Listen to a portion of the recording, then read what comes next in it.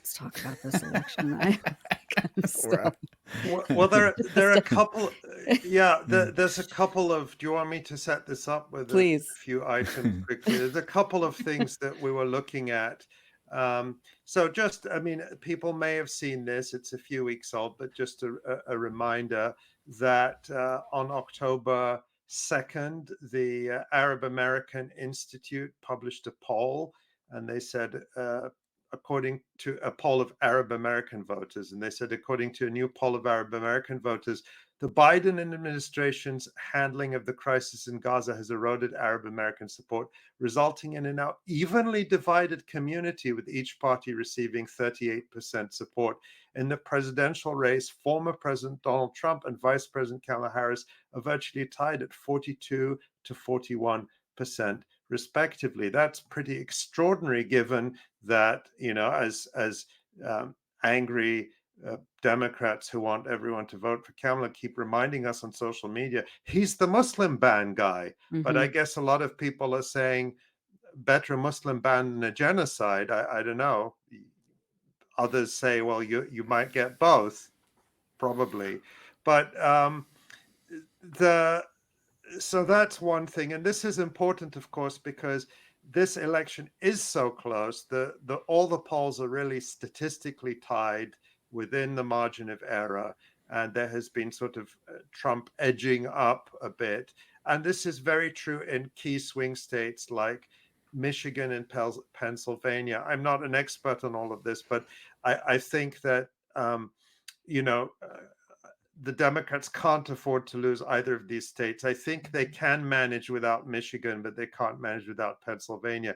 In any case, they're not going to give anything up. And Michigan, of course, is home to a very large Arab American and Muslim community. And then we had the extraordinary sight in the last few days of a group of Arab American and Muslim leaders in Dearborn, Michigan, appearing with Trump at his rally there. And we actually have a clip that we can watch from local television station WXYT TV. Overtime. Dearborn-based Imam Bilal al-Zuhairi met Trump backstage with 20 other religious leaders from across the country to build support for Arab and Muslim Americans. We believe that our religion is a religion of peace, and we don't want to see no more wars. Trump accepted the endorsement from Muslim religious leaders as well as from Dearborn Heights Mayor Bill Bazzi. When he was president, he put a Muslim ban.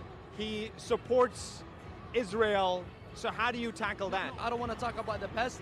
Now that he is trying to extend his hand to us, and the fact that he's meeting us, he's listening to us attentively, I think that this is a good gesture. Meanwhile, on Sunday, Arab American leaders in Dearborn will hold a press conference to endorse the vice president. They write in a statement, despite our deepest disappointment and anger with the Biden administration's failed Middle East policies, we will not abandon our coalition partners. They share our horror over the killings and massive devastation in Gaza and Lebanon. If elected as president, doesn't keep up with his promises, do you have access to him and his team to express your grievances? I would like to assume the best, not the worst. I am proclaiming.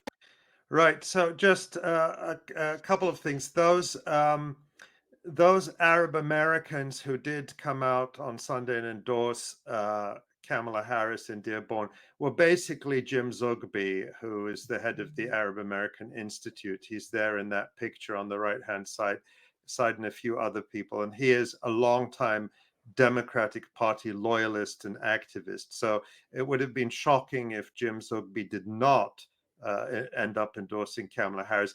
But I think that probably neither those endorsing Trump or Harris likely represent majority opinion. I think many are going to stay home. Many will vote third party. A lot of people might vote for Jill Stein and Butch Ware of the Green Party. And I think for many people, it's just that they're not looking at this sort of in a tactical sense. They're saying genocide is a red line, and the authors, the Harris Biden administration, the authors of this genocide, there's just a red line. You cannot reward them with a vote.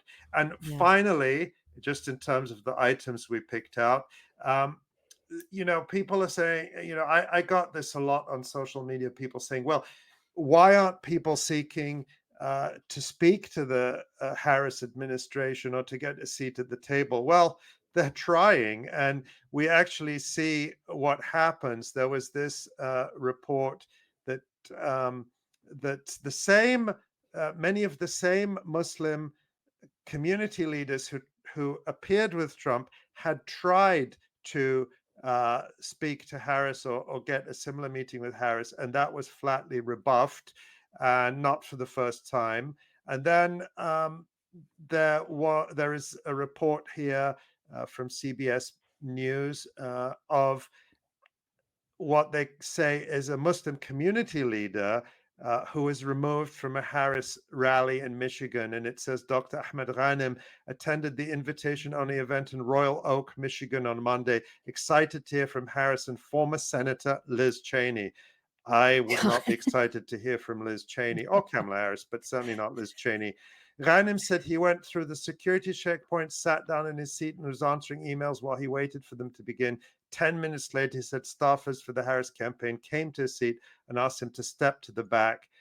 He was asked to leave. Later on, he says they contacted him to say they regretted it, but they never provided any explanation. It's not the first time that's happened either. No. And the Democrats have a very long history of this. I remember in 2000 when Hillary Clinton ran for Senate in New York, she returned the donations of Arab Americans after Israel lobbyists, protested. And there was always, there's a long history of this, of sort of sincere, hopeful Arab Americans saying, let's get involved, and we'll only get influence when we're involved. And they get involved and they're just completely rebuffed. Their donations are returned. The party attacks them. We've seen that like with prominent Democratic Party activists like Linda Sarsour, who no matter how loyal she was to the party, is constantly being trashed and insulted by its senior figures. And we saw how the committed Democrats of the uncommitted movement, I meant dedicated Democrats of the uncommitted movement at the convention this summer, they said, we're not even asking you now for a ceasefire. We're just saying, let us have 5 minutes on the stage to say you had an Arab on the stage. And the Democrats were, no, absolutely not. So I think that would have been the easiest, like most basic, symbolic, and they couldn't even do that. Yeah. So we obviously don't know what's going to happen next week, but a lot of people are just like, enough. Yeah. We're not playing this game anymore.